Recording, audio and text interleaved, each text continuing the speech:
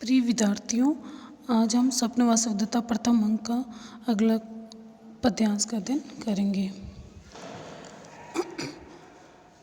योगंध पारायण अथ परिसमाप्ता विद्या। योगंध पारायण कहते हैं क्या पढ़ना समाप्त हो गया?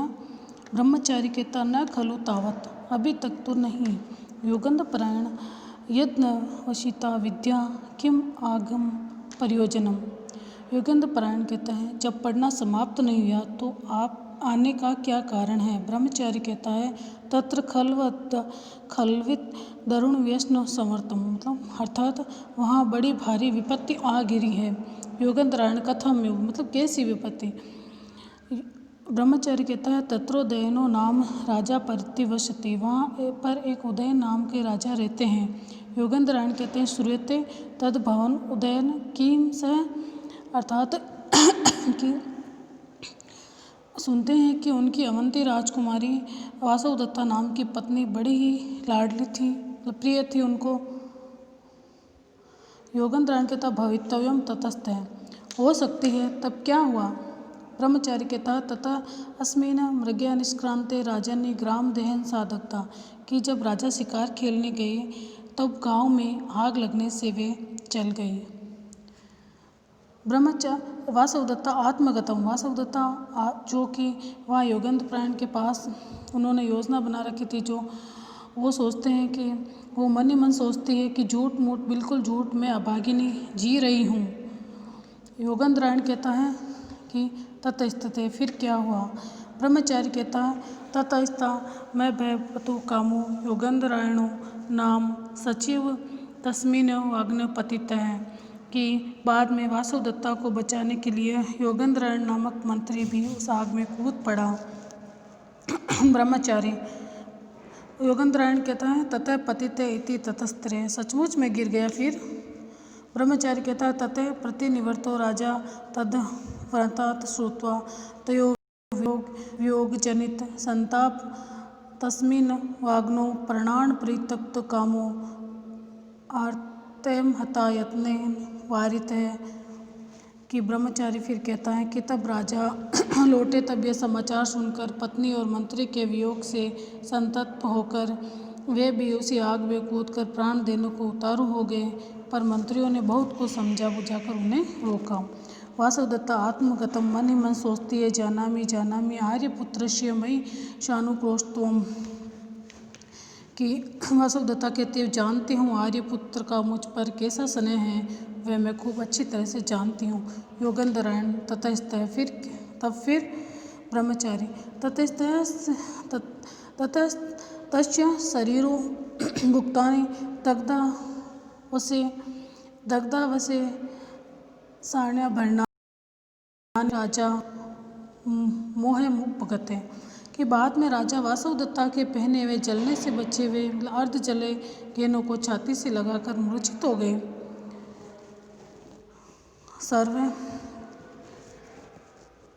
सभी हाय हाय करते हैं। वासवदत्ता स्वागतम, मन ही मन सोचते हैं। वासवदत्ता मन ही मन में कहती है सकः में इदानीम आर्य योगंध पारायणो भवतु, कि आप आर्य योगंध पारायण का मनोरथ अपूर्ण हो।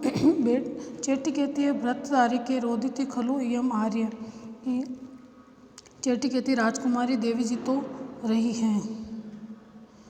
पद्मावती सानुक्रोश्य भवितव्यम, कि बड़ी ही दयालु है। पद्मावती कहती है बड़ी ही दयालु है। योगंध पारायण अत किम प्रकृत्या सानुक्रोश में भगिनी, कि तब धीरे धीरे उनको योगंध पारायण कहता है हाँ, स्वभाव से ही मेरी बहन बड़ी ही दयालु है। ब्रह्मचारी कहता तब धीरे धीरे उनको होश हुआ।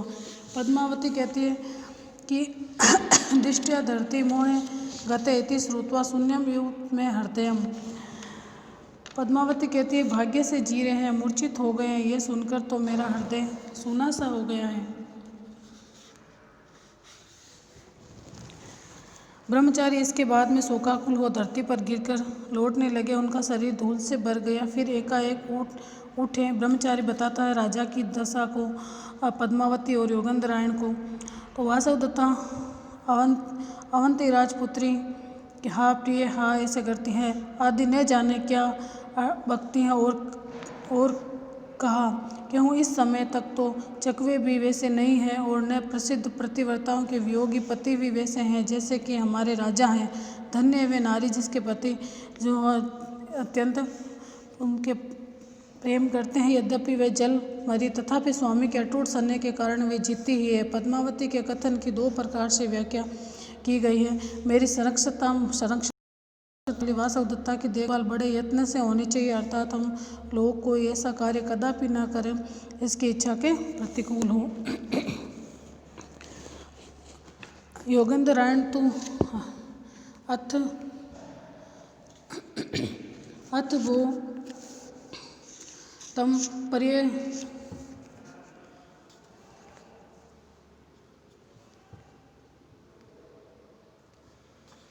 पर्यवस्था हेतु न कश्चित् यत्नमात्यो ब्रह्मचारी अस्ति रुमणवान् मत्यो दृढ़ं प्रयत्नवास्त भवन्तं पर्यवस्थापितुं से।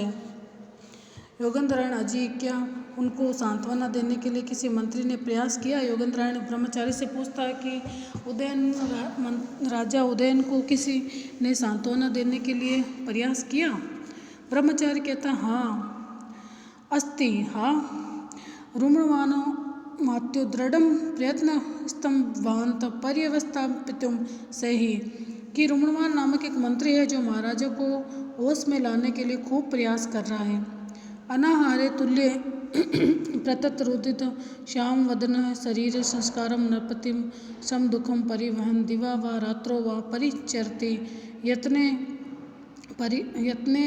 पतिम नृप प्राणान शब्द त्यजन्ति यदि तस्यम परम, कि राजा के न खाने पर वे स्वयं भी भोजन नहीं करता। ब्रह्मचारी बताता है मंत्री रुमणवान के बारे में कि राजा के न खाने पर वह स्वयं भी भोजन नहीं करता है। सदा रोते रहने के कारण उसका चेहरा भी सूख गया है। उसकी पोशाक या वेशभूषा भी राजा के समान ही शोक दुख प्रकट करने वाली है। क्या दिन क्या रात वह बड़े ही यत्न से राजा की सेवा कर रहा है, यहाँ तक कि यदि राजा प्राण छोड़े तो उसका भी मरण हो जाए। इस श्लोक में रुमणवान की राजा उदयन के प्रति राजभक्ति का वर्णन है। इस अमात्य का स्थान था। उसने बताया गया है कि जब राजा शोक संतप्त होता था तो मंत्री भी इस प्रकार से चेष्टा करता था।